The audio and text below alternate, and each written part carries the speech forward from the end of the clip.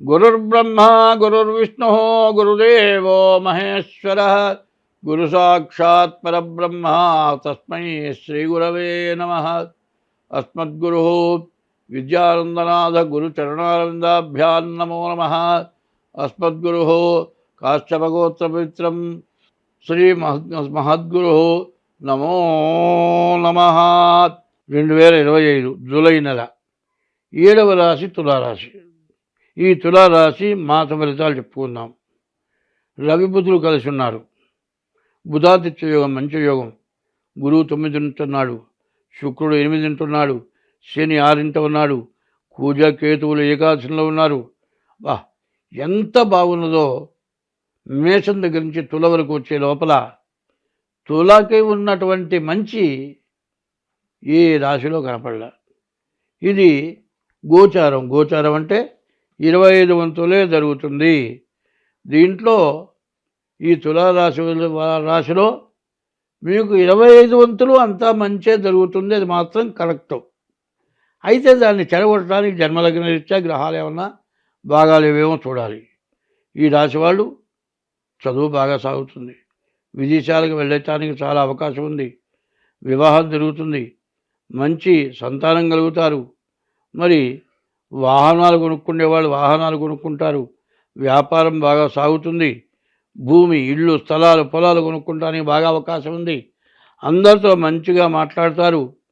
మీరు పుట్టిండిలగాయతో 100 సంవత్సరాల లోపల ఈ నెల లాంటి మంచి రోజును మళ్ళీ మీరు ఎప్పుడు చూడబోరు.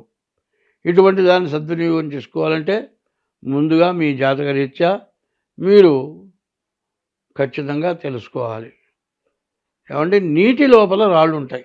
నదులు ఉన్నాయి కదా, నదుల్లోంచి నీళ్లు వెళుతూ ఉంటే మరి గులకరాయండి పలకలుగా ఉంటుంది, ముళ్ళుగా ఉంటుంది.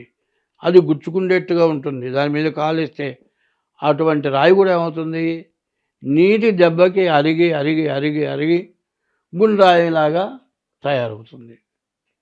ఓ చోట చెప్తాడు, రాయన్నది ఒకనాటికి రత్నమవునురా అన్నారు. నీటిలో ఉన్న రాయే రత్నం అవుతుంది. కారణం ఏంటంటే లోపల ఉండేది ఒకటి, పైకి ఉండేది ఒకటి. ఇప్పుడు మనకు ఉండేది లోపలంతా విషమే, అమృతం మన దగ్గర లేదు. అమృతం కనుక ఉంటే, మన మనస్తత్వం మంచిదై ఉంటే మనం బాగుంటాం, అందరూ బాగుంటారు. విపరీతమైన స్వార్థం. ఎవరు ఏమైనా అయిపోని, మనం బాగా సంపాదించుకోవాలి, మనం బాగుండాలి. ఇతరుల దగ్గర దోచుకున్నా బాధ లేదు, వాళ్ళు ఏమైపోయినా పర్వాలే. ఇట్లాంటి మనస్తత్వంతో విపరీతంగా సంపాదించుకోవటం, డబ్బు కోసం చేయడానికి దురాగతాలు చేయటం ఇట్లా జరుగుతుంది.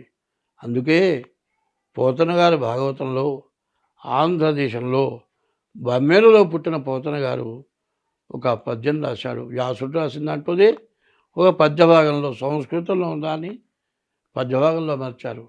మృతియును జీవనం పోయి మీదిని లోపల జీవకోటికి సతతము సంభవించు. సావు పుట్టగానేది ప్రతివాడికి కూడా ఉంది. మృతియును జీవనం పోయి మేదిని లోపల జీవకోటికి సతతము సంభవించు సహజం. ఇది సహజం. చోర హుతాశ సర్ప సంహతులను దప్పి ఆగటను.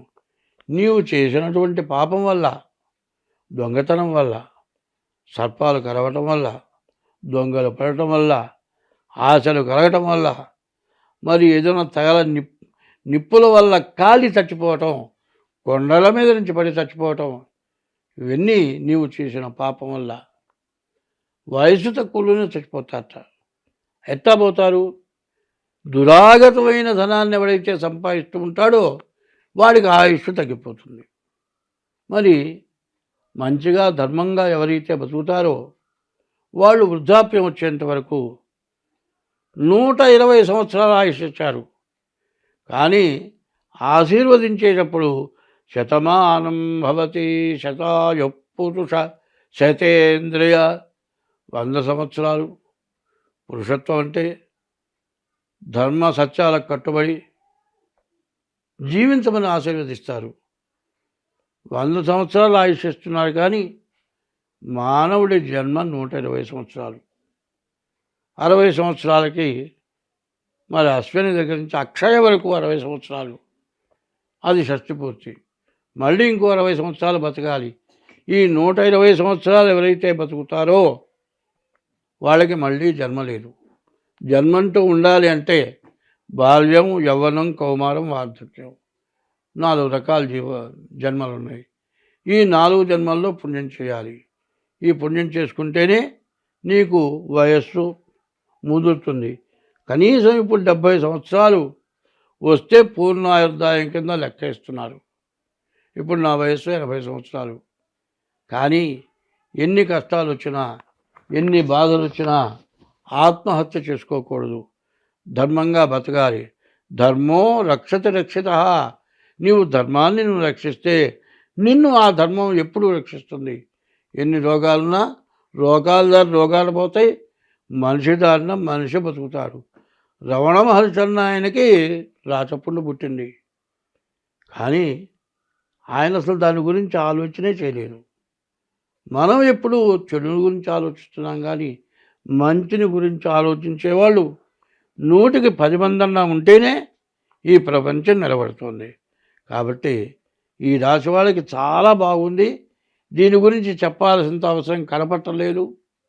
మరి ఎక్కడున్నా వజ్రం వజ్రమే, వజ్రం వజ్రేన భీయతే అని ఈ రాశి అంతా మంచి మేలు జరిగే లక్షణాల్లో ఉన్నాయి.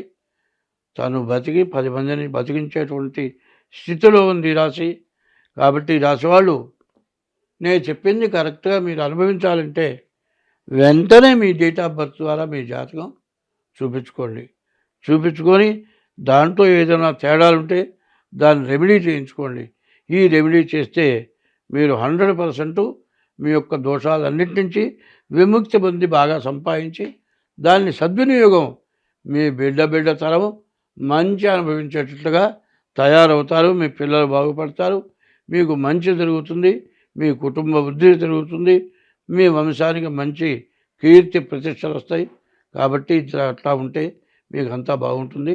మరి ఇప్పుడు 2024 నుంచి 2028 వరకు కూడా ఎప్పుడు కూడా ఎలక్షన్ జరిగితే పార్లమెంటు మెంబర్లు, అసెంబ్లీ మెంబర్లు మరి ప్రజల ఓట్లతో గెలిచి వచ్చినటువంటి వాళ్ళే రాష్ట్రపతి, ప్రధానమంత్రి, మిగతా మంత్రులు ఎట్లా ఉంటారో మరి పంచాంగరీత్యా 9 గ్రహాలు కూడా రాజు, మంత్రి, సేనాధిపతి అట్లా ఉంటారు. అందులో ఈ సంవత్సరం 6 పాపగ్రహాలు, 3 శుభగ్రహాలు. ఈ పాపగ్రహాల వల్ల వచ్చేది ఏమిటో మనకు తెలుసు కదా, దుర్మార్గుల వల్ల జరిగేది ఏంటో తెలుసు కదా, మంచి వాళ్ళ వల్ల జరిగేది ఏంటో తెలుసు కదా. అట్లా పాపగ్రహాల వల్ల రాష్ట్రం, దేశం, విదేశాలు, ప్రపంచం, అందులో మనకు పాకిస్తాన్ నష్టం. ఎవరికన్నా లాభం వచ్చిందా? యుద్ధమా? పబ్లిక్ యుద్ధం కాదు, అంతర్యుద్ధం. ఇంట్లో భార్యాభర్తలకి, తండ్రి కొడుకులకి, తల్లి బిడ్డలకి కుటుంబ కలహాలు, చేసే ఉద్యోగం చోట మరి నలుగురు కలిసి చేస్తూ ఉంటే వాళ్ళల్లో కలహాలు. ఇట్లాంటి కలహాల వల్ల ఎవరి బ్రతుకు వాడు బ్రతకలేక మనస్సు పాడైపోయి తిన్న తిండి మనకు ఒంటికి పట్టక మనస్సు పిచ్చివాళ్ళగా తయారైపోయి అందరూ బాధలు పడుతున్నారు. అటువంటి వాళ్ళందరినీ కూడా యక్కర్త జగతాం భర్త సంహర్త మహసాం నిధి ప్రణమామి తమాదిత్యం బహిరంతస్తమోపహం. లోపల వెలుపల ఉన్నటువంటి పైన భూమిలో ఉన్నటువంటి ఆ భగవానుడికి నమస్కారం చేసి మమ్మల్ని అందరినీ కూడా రక్షించమని కోరుతూ స్వస్తి.